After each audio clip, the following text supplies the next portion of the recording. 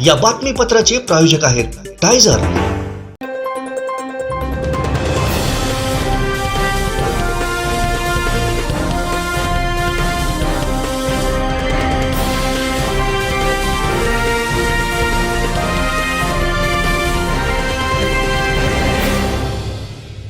नमस्कार, आपण पाहताय कोकणचा नंबर 1 महा चॅनल कोकण 7 लाईव्ह। बातमीपत्रात आपलं स्वागत। सुरुवात करूया हेडलाईन्सनं।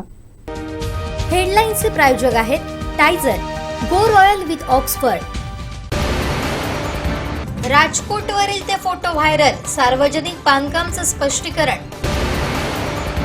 17,000 कर्मचारी एकवटले आणि नितेश राणेंच्या आरक्षणाच्या भूमिकेला सतीश सावंतांचा विरोध। हेडलाईन्सचे प्रायोजक होते टायझर, गो रॉयल विथ ऑक्सफर्ड। आता पाहूया सविस्तर बातम्या।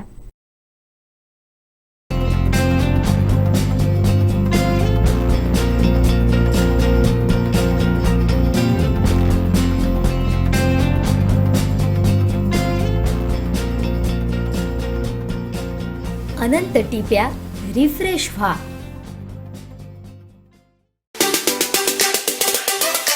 त्यांनी विधानसभा अध्यक्षांसमोर जी उलट तपासणी चालू होती पात्रते अपात्रते संदर्भात, तेव्हा बोलताना दीपकभाई केसरकर म्हणाले की बाळासाहेब असताना शिवसेनेमध्ये हुकुमशाही होती, कुठल्याही प्रकारची लोकशाही नव्हती आणि बाळासाहेबांबद्दल अशा पद्धतीने टीका टिप्पणी केली की तुम्ही मग एकतर तुम्ही 2014ला शिवसेनेत आला, बाळासाहेबांचं निधन 2012ला झालंय, पण अशा पद्धतीने मांडत होते की जणू काय यांच्या 3 पिढ्या शिवसेनेतच होत्या सातत्याने। बाळासाहेब मला आठवते अस्थि कलश जेव्हा आलेला बाळासाहेबांचा तेव्हा दीपकभाई केसरकर ऍबसेंट होते, गेलेले नव्हते तिथे। आणि आता तर उघड झालं की आता बरोबर जेव्हा अशी वेळ आली की मूळ शिवसेना आणि बाळासाहेब हे थोडं मागे पडलंय, बीजेपीचा जयघोष चालू आहे, तेव्हा बाळासाहेबांवर टीका केली। पुढील काळात हे दीपकभाई केसरकर भाजपच्या नेतृत्वावर पण टीका करताना दिसतील। कामापुरती मामा असं साध्या मराठीत म्हण आहे, त्याच हे लक्षण आहे। उभा आयुष्य ते काँग्रेसमध्ये होते, मग राष्ट्रवादीत होते, मग उडी मारून शिवसेनेत गेले, पुढचा प्रवास आता ते बीजेपीच्या तिकिटावर लढतील, ते बीजेपीच्या तिकिटावर लढतील, कारण बीजेपी अशा सीट कधी सोडणार नाही। लोकसभेच्या निकालावर आहे, लोकसभेचा निकाल पुन्हा बीजेपीच्या फेवरमध्ये महाराष्ट्रात लागला तर युतीच टिकेल की नाही हा पहिला प्रश्न आहे। आणि तेव्हा हे सगळे लोक सरशी तिथे पारशी या न्यायाने भाजपमध्ये दाखल होतील आणि कमळावर लढतील। ते त्यांनी काही करावं। माझा मुद्दा एवढाच आहे जिल्ह्यातल्या आणि पर्यायाने कोकणातल्या शिवसैनिकांना की बघा, हे जे म्हणतायत आमच्याकडे चिन्ह आहे, आमची शिवसेना खरी, तर शिवसेना फक्त आणि फक्त बाळासाहेबांची, हे उभ्या महाराष्ट्रात नाही देशात माहिती आहे, परदेशातही माहिती आहे। अशा बाळासाहेबांबद्दल तुम्ही जी वक्तव्य केली ती वक्तव्य आता बाहेर येत आहेत, त्याचं उत्तर द्या। आमचे दिवसभरातले सर्व अपडेट्स, ताज्या घडामोडी आणि थेट लाईव्ह पाहण्यासाठी सबस्क्राइब करा, लाईक करा कोकणचं नंबर 1 महा चॅनल कोकण 7 लाईव्हचं YouTube channel. Satilkar builders and डेव्हलपर्सची धमाका ऑफर। आता बंगलो खरेदी करा, तोही फ्लॅटच्या दरात। कणकवली शहरालगत अवघ्या काही मिनिटांच्या अंतरावर हुंबरट इथं फ्लॅटच्या दरात तयार बंगलो, रस्ता पार्किंगची सुविधा, कंपाऊंड, 24 तास पाणी, समोर गार्डन, निसर्गरम्य वातावरण। आपल्या घरापासून शाळा, दवाखाना, मुंबई गोवा महामार्ग, बाजारपेठ अगदी हाकेच्या अंतरावर। आपलं हक्काचं घर आजच खरेदी करा। अधिक माहितीसाठी संपर्क साटिलकर बिल्डर्स अँड डेव्हलपर्स 9420 73 94 18 आणि 8605 74 10 30। जरांगे यांची मागणी जी आहे ती शैक्षणिक, नोकरी आणि राजकीय दृष्ट्या, पण आमचं या ठिकाणी म्हणणं आहे की आम्हाला शैक्षणिक आणि नोकरीसाठी आरक्षण मिळावं, पण हे जर आरक्षण राजकीय मिळालं तर याचा पहिला फायदा इथल्या कणकवलीतले आमदार नितेश राणे घ्यायला येतील, पहिलं सर्टिफिकेट काढायला जातील, म्हणून नितेश राणे यांनी सुद्धा जाहीर करावं। हे जर राजकीय दृष्ट्या आरक्षण मिळालं तर मराठा समाज म्हणून नितेश राणे या आरक्षणाचा फायदा घेणार की नाही।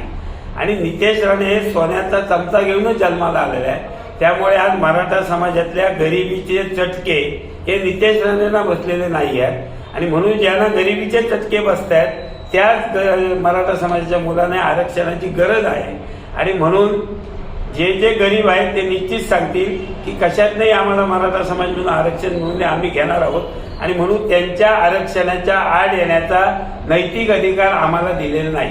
ज्यांना गरज असेल, ज्यांना कुणबी म्हणून घ्यायचं आहे, मराठा म्हणून घ्यायचं आहे, जे जरांगे प्रयत्न करून हे राज्य सरकार मराठ्यांना आरक्षण देईल, मग कुणबी म्हणून देऊ नये, मराठा म्हणून देऊ नये, ज्यांना आरक्षणाची गरज आहे ते घेतील.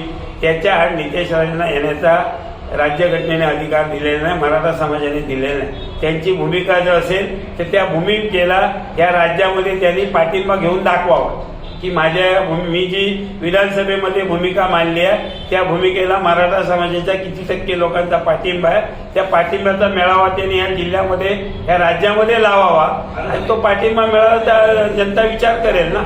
पण आज या ठिकाणी स्वतःच्या फायद्यासाठी फक्त स्वतःचं या ठिकाणी असलेलं भारतीय जनता पक्षामधलं आपलं स्थान बळकट करण्यासाठी, फडणवीसांना बरं वाटण्यासाठी, ज्या फडणवीसांच्या विरोधात, ज्या RSSच्या विरोधात हेच नितेश राणे बोलत होते, तेच नितेश राणे RSSला, भारतीय जनता पक्षाला, फडणवीसांना बरं वाटण्यासाठी आज विधानसभेत त्यांनी ही भूमिका घेतलेली आहे. एक मराठा समाजातला एक कार्यकर्ता म्हणून मी वैयक्तिक ह्या नितेश राणे यांच्या असलेल्या मताला मी माझं या ठिकाणी मला हे मत मान्य नाही आहे. मला आमचे दिवसभरातले सर्व अपडेट्स, ताज्या घडामोडी आणि थेट लाईव्ह पाहण्यासाठी सबस्क्राईब करा, लाईक करा कोकणचं नंबर 1 महा चॅनल कोकण 7 लाईव्हचं YouTube चॅनल.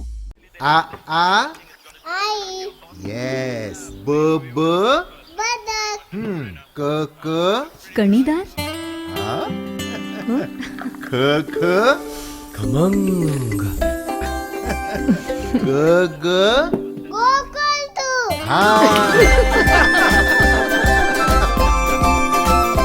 अगदी घरच्यासारखं कणीदार खमंग म्हणजेच गोकुळ तूप.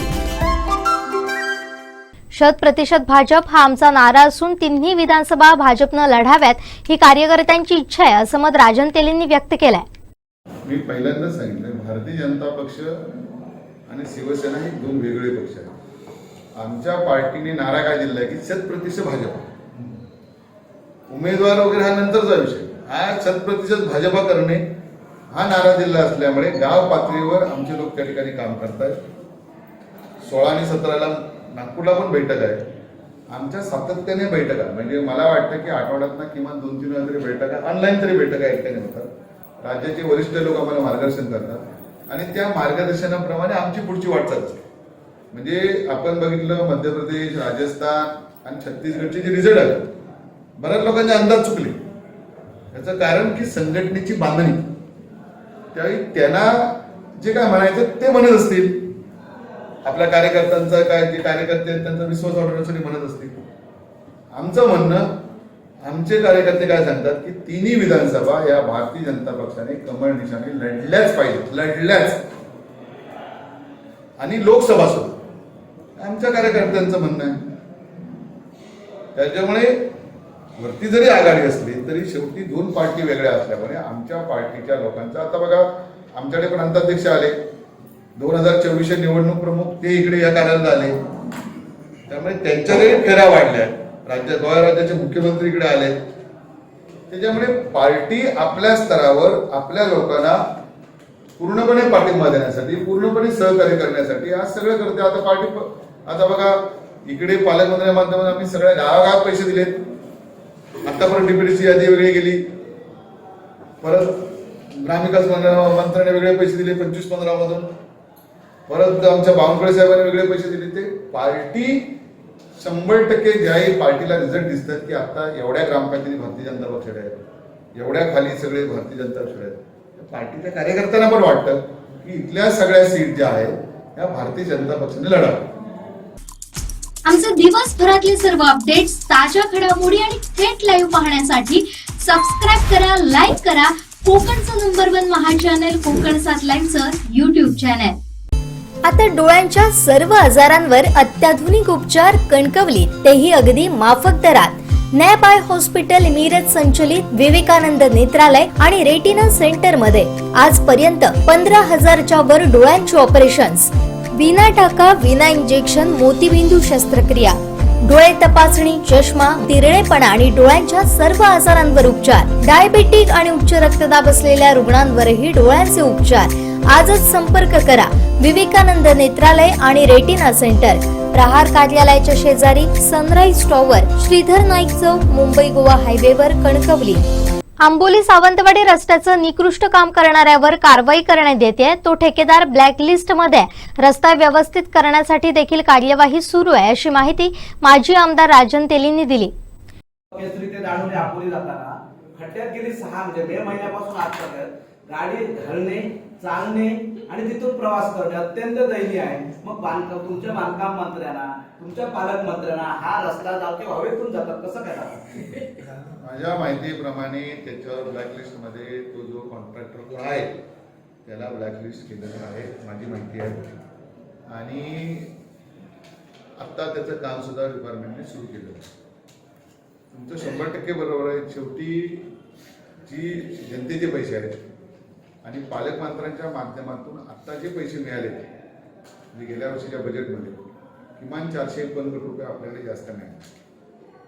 त्याहीपेक्षा पालकमंत्र्यांचं असा लक्ष आहे की आता बघा गुडगे सोनवणे घाट आत्ताचा विषय नाही, 40 वर्ष बिचारा आमचे नाटेकर सर गेले जात, पण 40 वर्षापासून प्रयत्न होते ते आता भूसंपादनासाठी सुद्धा ह्या बजेटमध्ये आता कालच्या सप्लिमेंटरी बजेटला 5 कोटी रुपये देऊन दिले. त्यामुळे चौफेर या जिल्ह्याचा विकास व्हावा ही त्यांची इच्छा आहे. त्यात काही कॉन्ट्रॅक्टर मस्ती करतात, त्यात तक्रारी काय होते की अडचणी अशा होतात, ज्याही कॉन्ट्रॅक्टरची तक्रार ज्याही राजकीय पक्षाचा पुढारी करतो ते त्याचा वास वेगळा येतो आणि म्हणून ही तक्रार आम्ही इनडायरेक्ट केली. इनडायरेक्ट म्हणजे पालकमंत्र्यांनी सांगितलं बा असा असा रस्ता आहे, त्याचं बंदोबस्त आता त्या संदर्भात लिस्ट केलं ही 100% माहिती आहे. मी पाहिजे विचारून घेईन. हे मला स्वतः इथल्या अधिकाऱ्यांनी सांगितले, त्याला ब्लॅकलिस्ट केलं. तर काम कोण करतं सध्या मला माहित नाही. पालकमंत्र्यांनी इंडिव्हिज्युअल सांगितलं की औषध सुरक्षेच्या बाबतीत कुठलीही तक्रार किंवा कुठलाही विषय येता कामा नये. त्यामुळे ती गोष्ट सांगितली. परंतु काही अधिकाऱ्यांना हा जो कोऑर्डिनेशनचा विषय आहे, काही औषध खरेदीचा विषय आहे, मी आता सविस्तर मी करते फोन, तर 100% आपलं बरोबर आहे. पण ही जी खरेदी, कारण शेवटी आरोग्य केंद्राची खरेदी कोण करतो? DHO ला पैसे आपण देतो आणि सिव्हिल सर्जनचे जे पैसे आहेत ते डायरेक्टर त्यांचं मेडिकल. पूर्वी जी खरेदी होती ती मध्ये मी जे वाचलं ते मी सांगतो की खरेदी एकत्र होण्यापासून काही जण प्रयत्न करत होते, ते चुकीचं होतं म्हणून महाराष्ट्रात चर्चा झाली होती. पण आता या सगळ्या संदर्भात हे सगळे विषय येणाऱ्या एंडपर्यंत सगळे सुरळीत राहतील. कारण प्राथमिक आरोग्य केंद्र ही जिल्हा परिषदकडे येतात आणि ही त्यांनी खरेदी, कारण हे बघा पालकमंत्री प्रत्येक ठिकाणी जाऊन करणार नाही. जी मागणी येते त्या मागणीप्रमाणे आपण त्यांना सांगितलं अजून मागणी असली तुम्ही सांगा. माझ्या समोर म्हणजे आजच्या तिन्ही बैठकात मी होतो, तुमची मागणी आत्ता सांगा, कारण DPDCचे आरोग्याचा हेड मेन आहे. मला कुठलेही पैसे पालकमंत्री काढून त्यांना अजून देऊ शकतो, त्यांच्या मागणीप्रमाणे होतं ना. आता प्रत्येक भागात आता हे तुम्ही आज सांगितलं म्हणजे आता बुवा असा औषध पुरवठा, माझ्याकडे ज्याही आंबोली PSCची मागणी आली, मी समोरासमोर DHO आणि CO दोघांना लाईनवर घेतलं, फक्त ते पाठवण्यामधला. आमचे दिवसभरातले सर्व अपडेट्स, ताज्या घडामोडी आणि थेट लाईव्ह पाहण्यासाठी सबस्क्राईब करा, लाईक करा कोकणचं नंबर 1 महा चॅनल कोकण 7 लाईव्हचं YouTube चॅनल.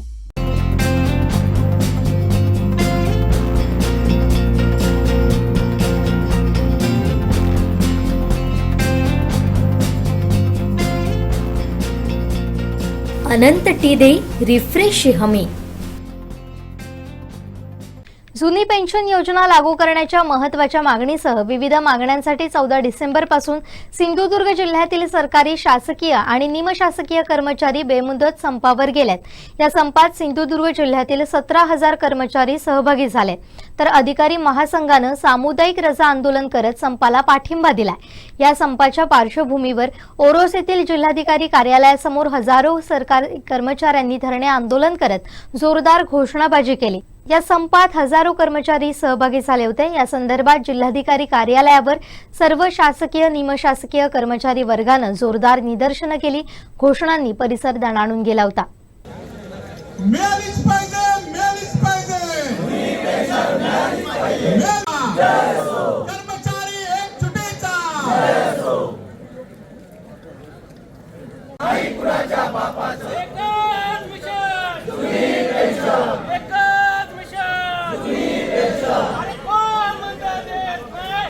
राज्य सरकारी निमसरकारी शिक्षक शिक्षकेतर कर्मचारी समन्वय समितीच्या माध्यमातून दिनांक 21 ऑक्टोबरला मुंबई येथे सर्व प्रवर्ग न्याय संघटनांच्या पदाधिकाऱ्यांची बैठक राज्याचे निमंत्रक माननीय विश्वास काटकर साहेब यांच्या अध्यक्षतेखाली झाली। त्यावेळेस गेल्या मार्च महिन्यामध्ये शासनाने दिलेलं शासनाने दिलेल्या आश्वासनाचा विसर शासनाला पडला। त्यामुळे आपण शासनाचं लक्ष वेधण्यासाठी 8 नोव्हेंबर 2023 रोजी सहकुटुंबासह रॅली आयोजित केली होती। सहकुटुंब मोर्चा जिल्हाधिकारी कार्यालयावर आणला होता। तरी देखील शासनाने दखल न घेतल्यामुळे आज दिनांक 14 डिसेंबर 2023 पासून राज्यातील सर्व शासकीय कर्मचारी निमशासकीय कर्मचारी शिक्षक शिक्षकेतर आरोग्य जिल्हा परिषद नगर परिषद सर्व कर्मचारी त्यांच्या जिव्हाळ्याची जुन्या पेन्शनची मागणी मान्य होईपर्यंत पूर्ण ताकदीनिशी 100% संपामध्ये सहभागी आहेत। सिंधुदुर्ग जिल्ह्याचा विचार करता आपल्या जिल्ह्यामध्ये एकूण प्रवर्गाने आहे 65 संघटना आणि साधारण 11,000 कर्मचारी आजच्या या संपामध्ये सहभागी आहेत।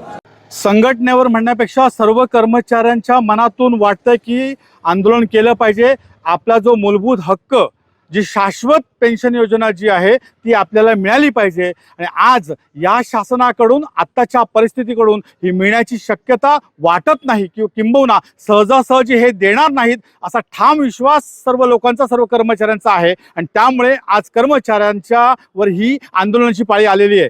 मुद्दा जर बघितला तुम्हाला माहिती आहे की सुरुवातीला बोनस बंद झाला, कंत्राटी भरती म्हणजे शासकीय भरती बंद झाली, पेन्शन बंद केली, हळूहळू असणाऱ्या कर्मचाऱ्यांचा पगार बंद होईल, असणाऱ्या कर्मचाऱ्यांची पेन्शन सुद्धा जाईल की का अशी भीती एक निर्माण झाली। अस्वस्थतेचं वातावरण प्रत्येक कर्मचाऱ्याच्या मनामध्ये आहे। त्यामुळे आपल्या हक्कांसाठी आपणच लढलं पाहिजे ही भावना प्रत्येक कर्मचाऱ्याची आहे। म्हणून प्रत्येक कर्मचारी हा पेटून उठलेला आहे।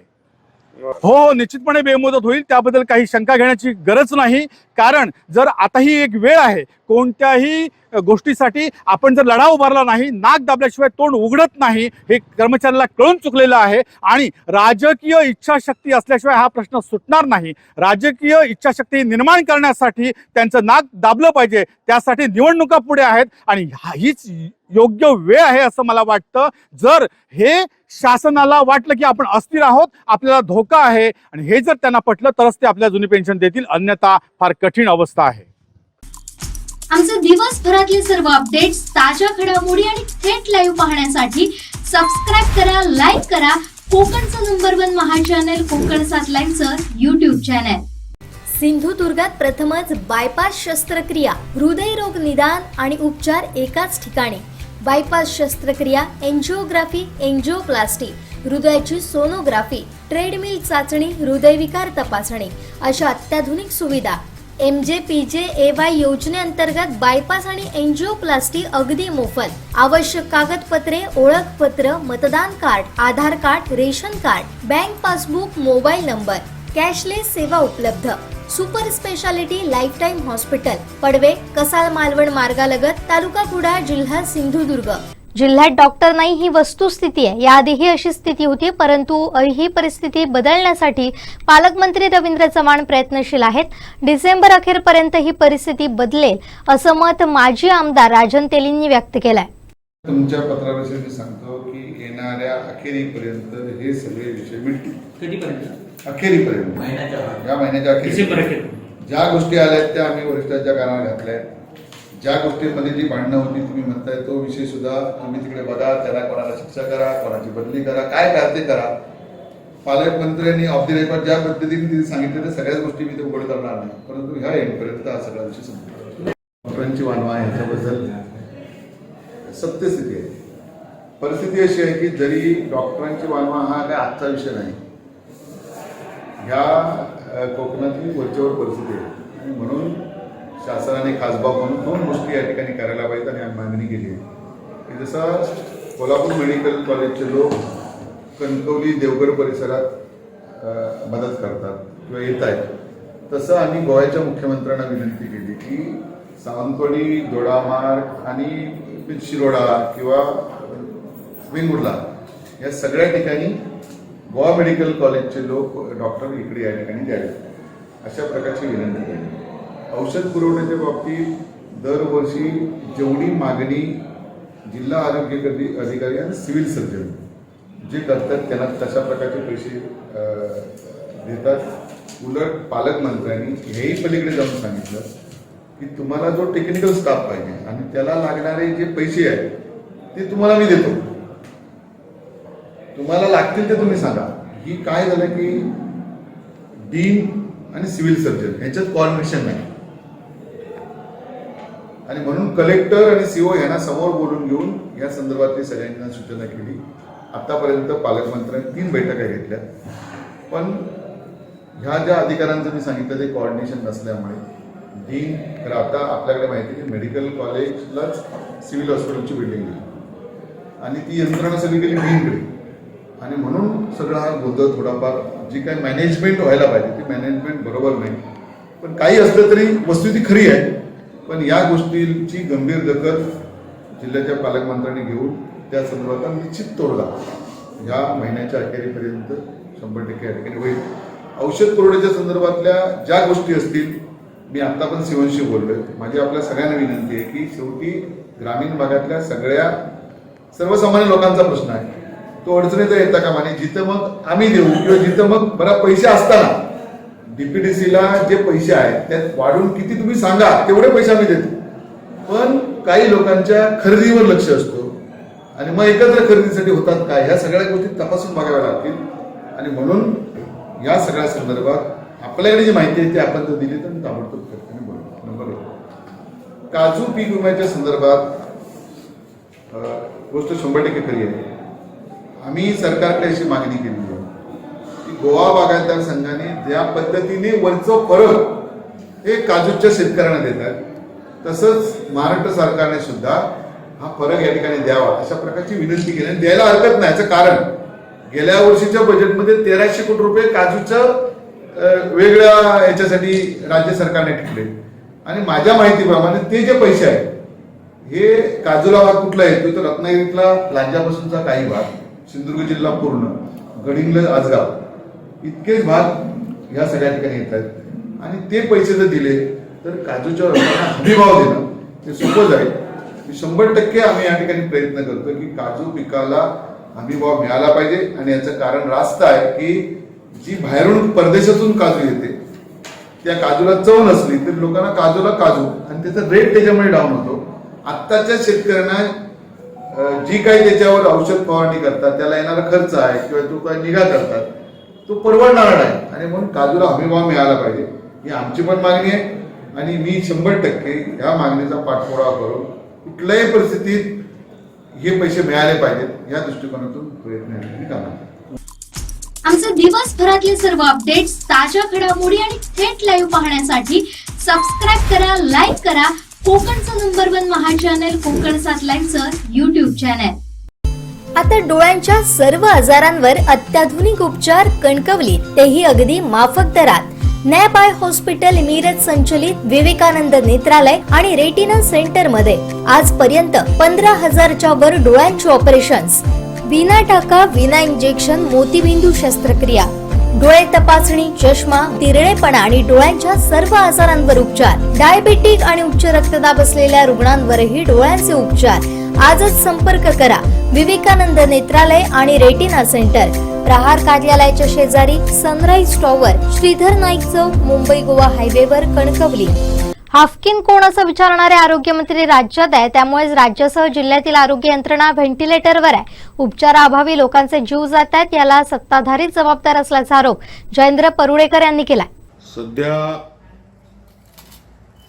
महाराष्ट्र राज्य विधिमंडळाचं हिवाळी अधिवेशन चालू आहे आणि त्या अधिवेशनाच्या पूर्वसंध्येला म्हणा किंवा पहिल्या दिवशी राज्याचे माननीय आरोग्यमंत्री यांनी एक भली थोरली पत्रकार परिषद घेतली, कारण त्यांच्यावर काही आरोप झालेले आहेत त्या अनुषंगाने पत्रकार परिषद घेतली. आणि त्या पत्रकार परिषदेत बोलताना त्याने अनेक गोष्टींचे खुलासे केले आणि ते फार आश्चर्यजनक होते. खरं म्हणजे राज्याची आणि जिल्ह्याची आरोग्य यंत्रणा ही व्हेंटिलेटरवर आहे.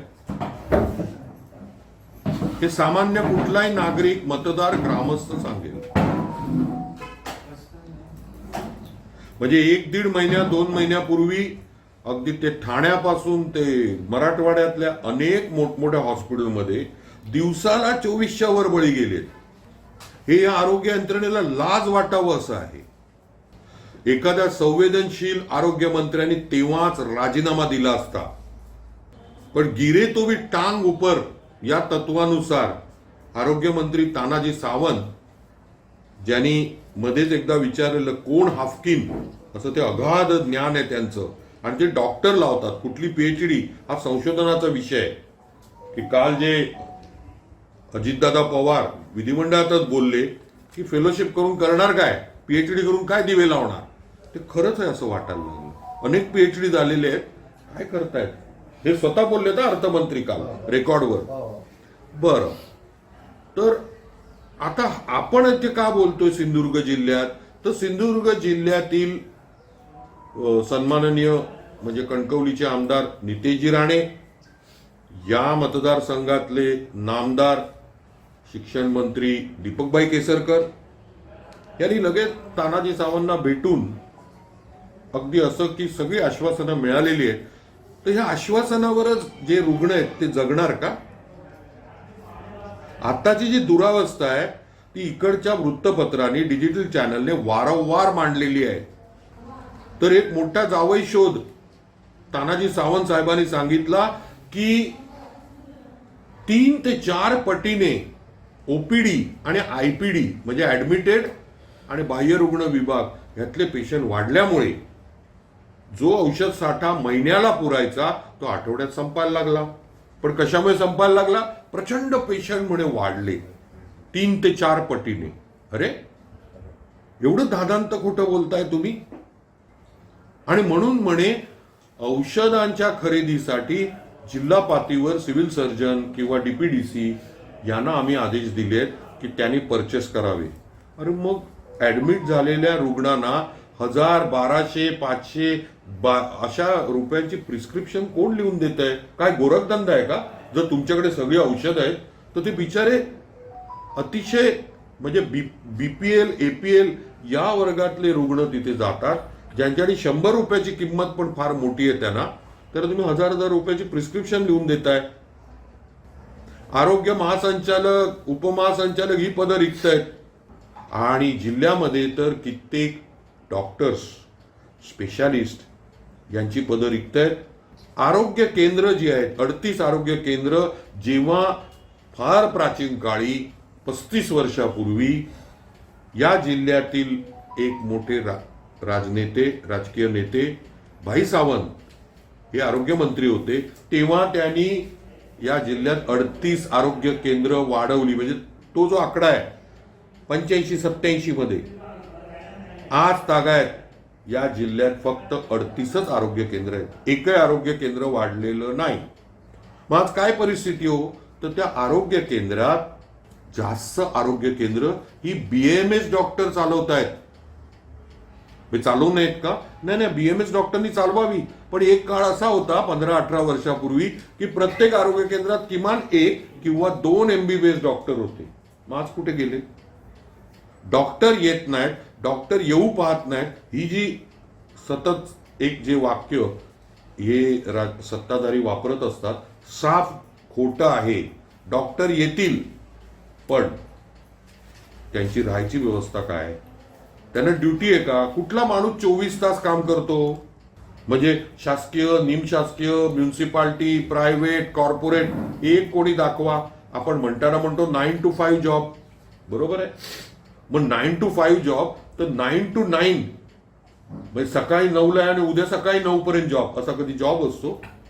मग एखाद्या डॉक्टरने दिवसभर काम केलं आणि रात्रीच्या वेळेला सर्पदंश असेल किंवा डिलिव्हरीचा पेशंट असेल किंवा काय असेल, जरा उशीर झाला तर त्या डॉक्टरवर एक म्हणजे तोंडी असेल. आपल्या जिल्ह्यात कर्मधर्म संयोगाने जे राज्यात आणि देशात चालू आहे मारहाण, ते प्रसंग घडले, सध्या कधी घडलेले नाहीत. हे आपल्या जिल्ह्यातल्या जनतेच्या संयमशीलतेचं लक्षण आहे. आपली जनता ही सुज्ञ आणि सुजाण आहे, पण तरी मग लगेच बोट डॉक्टरकडे दाखवतात. जबाबदार हे सत्ताधारी आहेत, राज्यकर्ते आहेत, की त्या आरोग्य केंद्रात कमीत कमी 3 डॉक्टर्स पाहिजेत 8-8 तासाच्या ड्युटीने. त्यांना आठवड्यातून एकदा रजा पाहिजे, तर ते कामावर फोकस करतील, तर तिथली ओपीडी वाढेल आणि तर तिथे डिलिव्हरीज होतील. स्नेक बाईट, सर्पदंश असतील, कुठले लागलेले आहेत त्यांना टाके घालायचे आहेत, अर्जंट काय बघायचं, सगळी कामं होतील. पण तिथे 3 डॉक्टर पाहिजेत. तिथे जो पॅरामेडिकल स्टाफ आहे, नर्सेस आहेत, फार्मासिस्ट आहेत, ती पदं भरलेली पाहिजेत. आहेत का भरलेली? रिक्त पदच जास्त आहेत. जेवढी भरलेली पदं आहेत त्याच्यापेक्षा रिक्त पदं आहेत. म्हणजे हे जे सरकार अवैध सरकार म्हणतात, त्यांचा कारभार पण अवैध आहे. आणि मग दाखवतायत काय दीपकभाई केसरकर किंवा नितेशजी राणे? बघा, आम्ही सगळे प्रश्न सोडवले नाही, सोडवले. जे आरोग्यमंत्री हाफकिन कोण, हा सगळ्यात मोठा विनोद आहे. हाफकिन कोण? उद्या विचाराल आईन्स्टाईन कोण, मग विचाराल महात्मा गांधी कोण. अरे केवढे मोठे लोक होते ते तुम्हाला माहित नाही, तुम्ही आरोग्य खातं सांभाळताय. महाराष्ट्रासाठी, महाराष्ट्राच्या राजकीय सामाजिक संस्कृतीसाठी हा सगळ्यात लोएस्ट पॉइंट आहे की health minister of Maharashtra asked who was Haffkine. असो, पण निदान कारभाराकडे तरी लक्ष द्या. त्यांचं लक्ष कुठे आहे? ते सगळ्याच गोष्टी मी बोलणार नाही. त्याच्यावर आरोप जे झालेले आहेत ते तुम्ही बघा, कसे आरोप झालेत कुठल्या कुठल्या बाबतीत. ते सगळेच काय आरोपाची राळ उठवण्यात अर्थ नाही. आपण जिल्ह्यापुरती फोकस राहू की या जिल्ह्याची आरोग्य यंत्रणा राज्याप्रमाणे कम्प्लीट व्हेंटिलेटरवर आहे आणि व्हेंटिलेटर बंद होतोय की काय अशी परिस्थिती आहे. जिल्ह्यात 3 सब डिस्ट्रिक्ट हॉस्पिटल आहेत, 1 मेडिकल कॉलेज आहे, शासकीय मेडिकल कॉलेज. फिजिशियन म्हणजे MD मेडिसिन हे डॉक्टर हार्ट अटॅक म्हणजे अति तातडीचं किंवा अति दक्षता असं जे असतं त्याला लागतात फिजिशियन डॉक्टर. फक्त शासकीय मेडिकल कॉलेजमध्ये 2 फिजिशियन आहेत. कणकवली, शिरोडा आणि सावंतवाडी ही सब डिस्ट्रिक्ट उपजिल्हा 100 बेडच्या वरची रुग्णालय, एकही फिजिशियन नाही. होय, सावंतवाडीमध्ये एक DNB न्यूरोलॉजिस्ट डॉक्टर अंबापूरकर आहेत, पण ICUची काय परिस्थिती आहे? कार्डियक केअर होते का? एखाद्या सामान्य किंवा म्हणजे मी म्हणतो कनिष्ठ मध्यम वर्ग किंवा कनिष्ठ वर्ग आर्थिक दृष्टीने अशा व्यक्तीला छातीत दुखायला लागलं, त्याला काहीतरी हृदयाचा त्रास झाला, तर त्याला इथे ट्रीटमेंट मिळते की RTOचा पोलीस कसा दाखवतो तसा गोव्याचा रस्ता दाखवला जातो? मग जाहीर करा, गोवा मेडिकल कॉलेज हेच या जिल्ह्याच्या आरोग्य सेवेचा अर्धवायू आहे किंवा हे तेच आपल्या आरोग्य सेवेला सपोर्ट आहे. कशाला पाहिजे आरोग्य सेवेचा एवढा भला थोरला खर्च आणि एवढे पगार आणि एवढा कशाला पाहिजे? 38 पैकी एक्झॅक्ट माहिती घेऊन मी सांगतो, पण 10-12 आरोग्य केंद्र सोडली जिथे ती जी जुन्या नावं आहेत ज्यांनी चांगली सेवा बजावली आहेत असे MBBS डॉक्टर आहेत. बाकी सगळे आरोग्य केंद्र ही BAMS डॉक्टरांच्याच हवाली आहेत. आणि प्राथमिक आरोग्य केंद्र म्हणजे प्रिव्हेंटिव्ह केअर आहे की रोग होऊ नयेत, साथीचे रोग वाढू नयेत म्हणून आहे. ही त्याच्या मागची फिलॉसॉफी आहे. बाकी या सब district hospital, district hospital, medical college इथे याचा बोजवारात उडालेला आहे. मी मान्य करतो सुपर स्पेशालिटी जो एकदम खास शब्द इथल्या स्थानिक आमदार आणि नामदार यांचा, सतत ते सुपर स्पेशालिटी हॉस्पिटलचा घोषा लावतात. आता निवडणूक आली तर ते सतत सुपर स्पेशालिटी हॉस्पिटल. अहो, सुपर स्पेशालिटी हॉस्पिटल तर जेव्हा येईल तेव्हा येईल साहेब. आता जी हॉस्पिटल आहेत तिथे डॉक्टर्स का नाही आहेत? तिथे सर्जन सगळे आहेत का? ते सगळं काम होतंय का? गायनेकॉलॉजिस्ट आहेत का? मेडिसिन आहे का? पिडियाट्रिशियन आहेत का? ही अतितातडीच्या गोष्टी आहेत. त्याच्यात फिजिशियन का महत्वाचे? हार्ट अटॅक किंवा तत्सम गोष्टी. ऑर्थोपेडिक सर्जन का महत्वाचे? ऍक्सिडेंट झाले की ट्रॉमा म्हणतो ते तिथे पोचतात पहिलं. मग त्याला सतत प्रायव्हेट हॉस्पिटल नाही तर गोव्याला पाठवणार, ही काय पद्धत आहे? माझा प्रश्न आहे, दीपक केसरकरांच्या नातेवाईकांना, नितेशजी राणेंच्या नातेवाईकांना, पालकमंत्री रवींद्र चव्हाण यांना स्वतःला नातेवाईकांना जेव्हा आजारपण होतं तेव्हा गव्हर्नमेंट हॉस्पिटलमध्ये का ऍडमिट होत नाही? का विश्वास नाही तुमचा सरकारी हॉस्पिटलवर? जेव्हा सत्ताधारी आणि विरोधक यांना आरोग्याचे जेव्हा त्रास होतील आणि ते जेव्हा जिल्हा पातळीवर किंवा राज्य पातळीवरच्या गव्हर्नमेंट हॉस्पिटलला ऍडमिट होतील तेव्हा जनतेचाही विश्वास होईल की आमचे नेते हे देखील सरकारी. तुमच्यासाठी कोकिलाबेन, लीलावती, आयशियन हार्ट, बॉम्बे हॉस्पिटल, जसलोक सगळी नावं घेऊ शकतो मी. आणि झालंच तर मग परदेश. म्हणजे सामान्य जनता काय प्राणी मात्र आहेत का? कचरा आहे? बघितलंच जात नाहीये. वाऱ्यावर सोडलेली आहे आरोग्य यंत्रणा. आमचे दिवसभरातले सर्व अपडेट्स, ताज्या घडामोडी आणि थेट लाईव्ह पाहण्यासाठी सबस्क्राईब करा, लाईक करा कोकणचं नंबर 1 महा चॅनल कोकण 7 लाईनचं युट्यूब चॅनल. मालवण बंदर जेटी नजीक किनाऱ्यावर पर्यटन व्यावसायिकांना तात्पुरत्या स्वरूपात स्टॉल लावण्यास मिळावेत अशी मागणी व्यावसायिकांनी बंदर विभागाकडे केली. जर बंदर विभागानं बंगल्यापासून पुढील किनाऱ्यापर्यंत स्टॉल लावण्यास परवानगी न दिल्यास प्रसंगी उपोषण केलं जाईल असा इशारा स्टॉल व्यावसायिकांच्या वतीनं सतीश आचरेकर यांनी दिलाय. त्या विषयात ते दुकानं लावण्यासाठी तुमच्याकडे परमिशन मागताय. तिथे आमचा विषय कम्प्लिटली वेगळा आहे. मला आधी हा विषय कळत नाही. ओपन बीच वरती लोक जे काय ते आपली तंबू घालतायत, दुकानं लावत नाही. आपली तंबू म्हणजे काय? उन्हात सावळी पाहिजे एवढाच फक्त विषय आहे की उन्हात सावळी पाहिजे म्हणून त्याच्यावर ते कापड घातलं जातं, एवढाच विषय आहे. तुम्ही जे बोलताय हा कम्प्लिटली वेगळा आहे. तो विषय कुठल्याही बांधकामात जे काय झालेलं आहे ते कॉन्क्रिटीकरण असो किंवा शेड असो या सगळ्या भागात आमचं काही कोण बोलतच नाही आणि ते पण केली पण नाही. ते काय परमिशन असेल ते तुम्ही त्यांना कोणाला पाहिजे ते परमिशन घ्यायला सांगा. आमचा ओपन बीच वरचा विषय आहे. ओपन बीच वरचा गाड्या हे लोक तिथूनच चालतात. तिथे लोक चालत नाही. ते ही काय मुंबई नाही आहे. कुठेही गिराईक लोक चालणार तिथेच गिराईक. पाणी आपण करायला तो आम्ही पाणी बंगला चालू खाली आहे. आता बंगला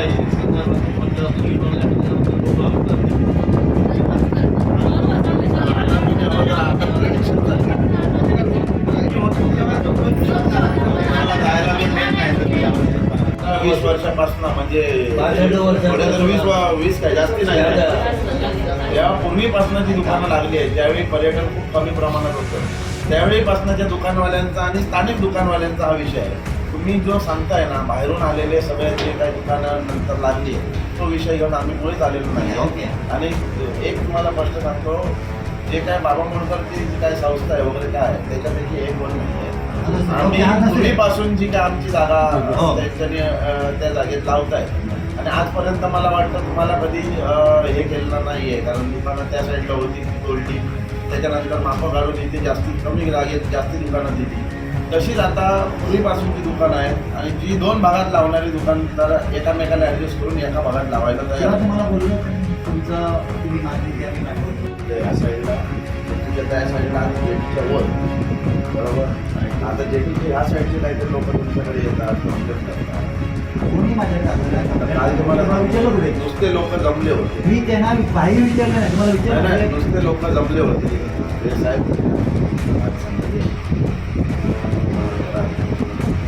मला जर काही तिकडे उभं केलेलं दिसलं नाही तर तुम्ही विचारू शकत मोठी द्यायला पाहिजे. कितीवर आहे त्या बांधकाम क्षेत्रात आम्ही विचारत करतो.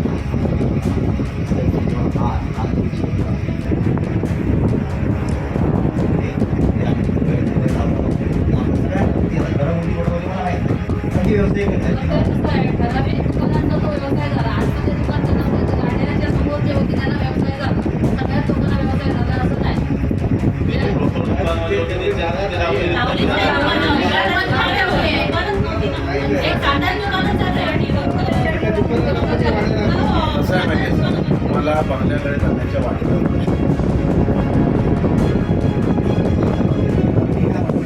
बंगल्याच्या बाहेर बीच आहे. आमचे दिवसभरातले सर्व अपडेट्स, ताज्या घडामोडी आणि थेट लाईव्ह पाहण्यासाठी सबस्क्राईब करा, लाईक करा कोकणचं नंबर 1 महा channel Kokan 7 लाईव्हचं YouTube channel.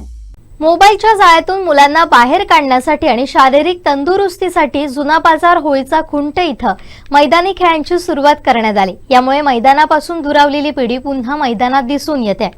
Hi tech दुनियेत नवी पिढी गुंतत जात असताना मैदानावरील त्यांची उपस्थिती हरवली आहे. मोबाईलच्या जाळ्यात अडकलेल्या या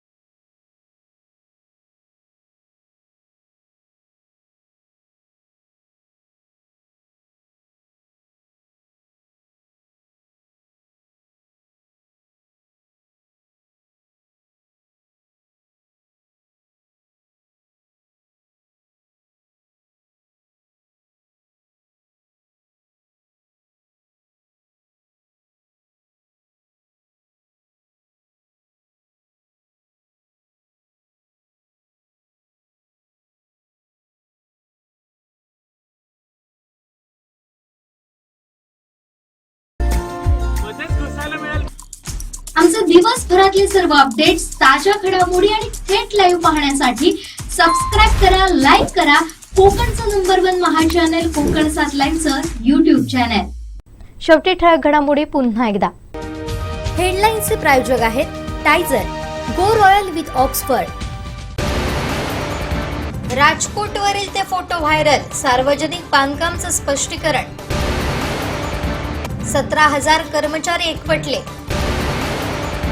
आणि नितेश राणेंच्या आरक्षणाच्या भूमिकेला सतीश सावंतांचा विरोध. हेडलाईन्सचे प्रायोजक होते टायझर, गो रॉयल विथ ऑक्सफर्ड. बातमीपत्रात वेळ झाली इथंच थांबण्याची. पाहत रहा कोकणचा नंबर 1 महा चॅनल कोकण 7 लाईव्ह. धन्यवाद.